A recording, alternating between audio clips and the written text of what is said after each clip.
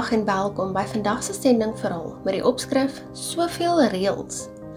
Fabiola het in Indonesië groot geword en op 'n jong ouderdom het sy op 'n tragiese wyse beide haar ouers en haar geliefde ouma verloor.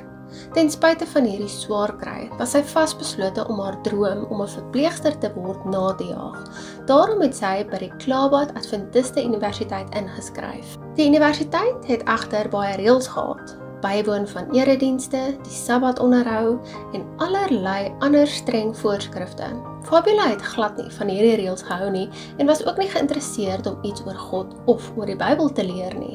In haar koshuis het Fabiola 'n kamer met 3 Adventiste studente gedeel. Hulle het haar met vriendelikheid aangemoedig om meer te leer oor God.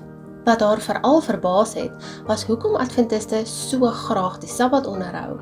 Haar vriendinne het voorgestel dat sy Bybelstudie saam met haar universiteitspastoor doen, maar elke keer het sy geweier. By Klaabad is godsdienstklasse egter deel van die kurrikulum. Sy moes dit doen, of sy nou daarvan gehou het of nie. Deur hierdie studies het sy van die Sabbat, die wederkoms van Jesus en die betekenis van die boek Openbaring geleer. Teen die volgende semester het iets verander. Fabiola het ingestem om die Bybel saam met haar koshuismoeder, mevrou Deli, te bestudeer. Met verloop van tyd het Fabiola 'n lewensveranderende besluit geneem. Sy het Jesus as haar verlosser aanvaar en sy is gedoop. Al het sy haar ouers en haar ouma verloor, het Fabiola nou gevoel sy het 'n nuwe familie by die universiteit gevind. Haar kamermaats het soos susters geword en die koshuismoeder was soos 'n tweede ma. En die reëls wat sy eens gehad het, sy het besef dit het haar lewe ten goeie verander.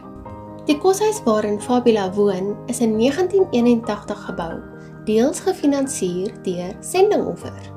Vir 44 jaar reeds het hierdie offer honderde studente by die Klaabad Adventiste Universiteit geraak. Hierdie kwartaal sal die offer sendingprojekte in Myanmar, Brunei en Indonesië ondersteun. Laat ons ruimhartig gee. Liefde en groete van my, Marlena Nel, namens SSL. En onthou, jy is ook 'n sendeling.